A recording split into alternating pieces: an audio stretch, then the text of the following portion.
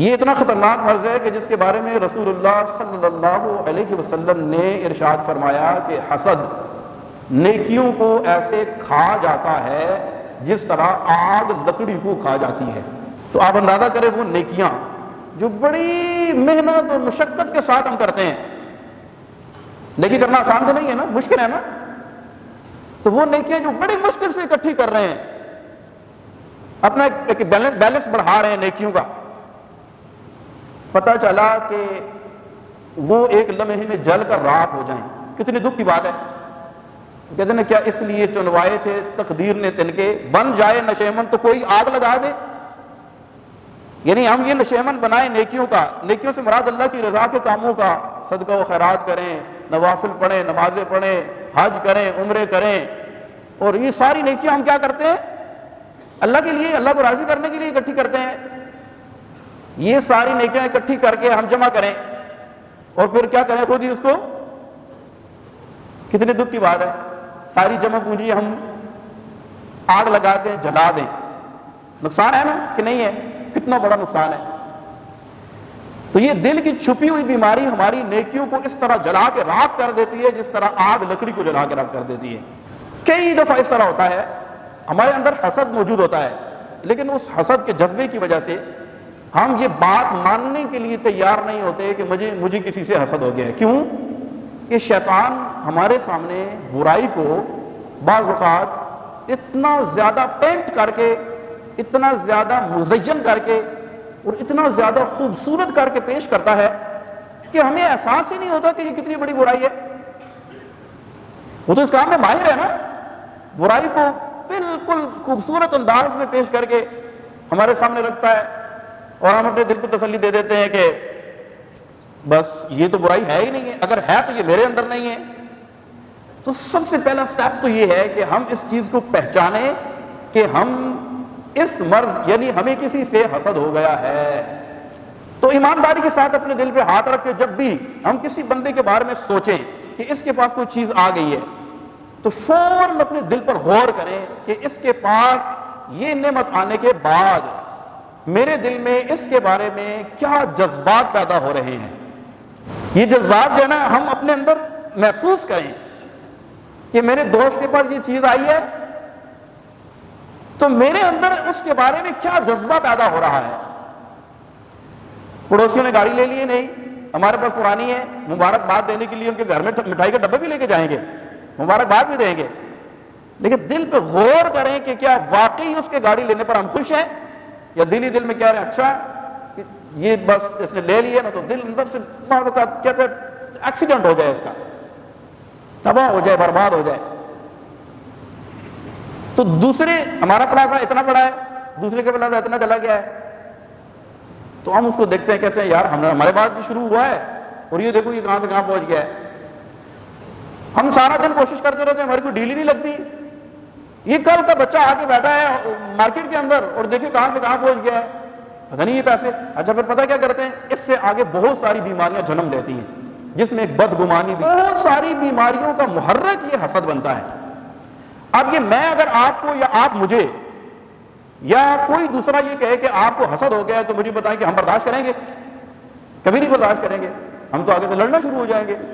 ہم اسے کہیں گے آپ کے پاس کیا پیمانہ ہے کہ آپ نے یہ کہہ دیا مجھے حسد ہو گیا ہے، اور واقعی ہم کسی کے بارے میں کہہ بھی نہیں سکتے کہ اس کو حسد ہو گیا ہے۔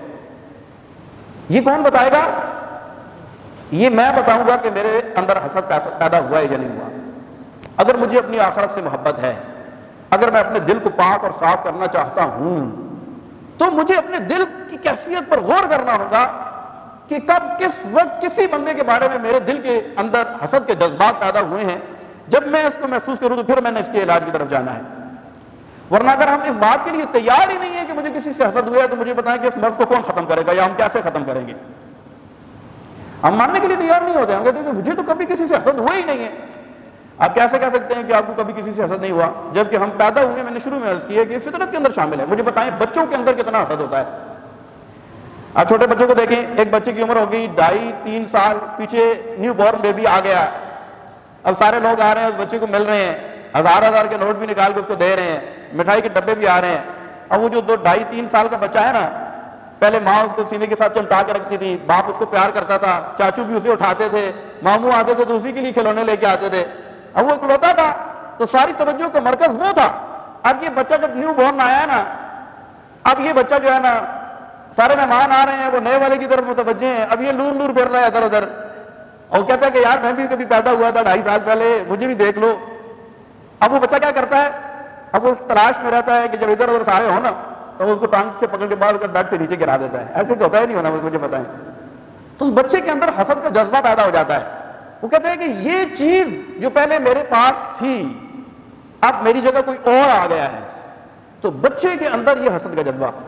اچھا، ہمیں والدین کو احتیاط بھی کرنی چاہیے بچوں کے معاملے میں خاص طور پر، کہ اگر ہم کسی بچے کو اگنور کر رہے ہیں، جیسے وہ چھوٹا بچہ ہے 1 دن کا، اسے تو کچھ پتہ نہیں ہے کہ کون مجھے پیار کر رہا ہے، کون مجھے اٹھا رہا ہے، کون مجھے پیسے دے رہا ہے، تو اگر مہمان اس کی طرف متوجہ ہوں بھی تو بھی ہمیں چاہیے کہ جو بچہ تھوڑا سمجھدار ہو گیا ہے اس کو فوراً کور اپ کریں، اسی وقت اس بچے کو اگنور نہ کریں، ورنہ بچہ جو ہے نا مینٹلی طور پر سائیکولوجیکل پرابلمس کے اندر شکار ہونا شروع ہو جاتا ہے، اور یہ ابتدا حسد سے ہوتی ہے۔ حسد سے اگر ہمیں محسوس ہو جائے کہ ہمیں کسی اپنے دوست کے ساتھ حسد ہو گیا ہے، یا اپنے کسی پڑوسی کے ساتھ حسد ہو گیا ہے، یا اپنے کسی پارٹنر کے ساتھ حسد ہو گیا ہے، کسی کولیگ کے ساتھ ہمیں حسد ہو گیا ہے، تو سب سے پہلا سٹیپ یہ ہے، یاد رکھیں کہ جب تک اللہ نہ چاہے ہمارے دل سے یہ گندگی دور ہو سکتی نہیں ہے۔ تو سب سے پہلا سٹیپ یہ ہے کہ ہم نے اللہ تبارک و تعالیٰ کی بارگاہ میں دعا کرنی ہے کہ یا اللہ اس حسد کی بیماری کو میرے دل سے دور فرما۔ دوسرا طریقہ کار یہ ہے کہ جس کے ساتھ حسد ہو گیا ہے، اب یہاں پر پتہ چلے گا کہ یہ حسد جو ہے نا یہ کس قدر بڑھ چکا ہے یا نہیں ہے۔ یہ ایک طریقہ کار بھی ہے اس کو ڈائگنوز کرنے کا، کہ جس سے حسد ہو گیا ہے اکیلے میں اس کے لیے دعا کریں۔ نبی پاک صلی اللہ علیہ وسلم نے ارشاد فرمایا کہ جو کوئی مسلمان کسی مسلمان کے لیے اکیلے میں دعا کرتا ہے تو اللہ تبارک و تعالیٰ کے کچھ فرشتے ہیں جو یہ دعا کرتے ہیں کہ یا اللہ یہ اپنے بھائی کے لیے جو دعا کر رہا ہے پہلے اس کے حق میں اس دعا کو قبول کر۔ ایک ہوتا ہے حسد اور ایک ہوتا ہے غبطہ۔ غبطہ کا مطلب ہوتا ہے رشک، یہ ناجائز نہیں ہے۔ اب اس فرق کو سمجھیے گا ذرا۔ رشک کا مطلب یہ ہوتا ہے کہ یہ نعمت جو اس کے پاس موجود ہے اس کے پاس بھی رہے اور اللہ تبارک و تعالیٰ مجھے بھی یہ نعمت عطا فرما دے۔ یہ کیا ہے؟ یہ رشک کہلاتا ہے، اور یہ مذموم نہیں ہے، یہ گناہ بھی نہیں ہے، اس میں کوئی حرج بھی نہیں ہے۔ بھئی ایک بندے کا کاروبار بہت اوپر جا رہا ہے تو ہم کہیں مولا تو نے اس کو ترقیاں عطا فرمائی ہیں، اتنا کچھ اسے عطا فرمایا ہے، میرے مالک اسے بھی ترقیاں دے اور مجھے بھی کامیابیاں عطا فرما۔ یہ ہوتا ہے رشک، اس میں کوئی حرج نہیں ہے۔ حرج اس میں ہے کہ اس سے یہ نعمت چھن جائے اور میرے پاس آ جائے، یہ حسد ہے۔ حالانکہ فرق دیکھیں وہ تھوڑا سا ہے، جب ہم سامنے والے کا نقصان چاہتے ہیں یہ حسد ہے، جب ہم سامنے والے کا نقصان نہیں چاہ رہے، اس کا بھلا ہی چاہ رہے ہیں، اس کے لیے دعائیں کر رہے ہیں اور یوں کرتے ہیں مولا اس کو کامیاب کیے مجھے بھی کامیاب کر دے، تو یہ رشک ہے، اس میں کوئی حرج بھی نہیں ہے۔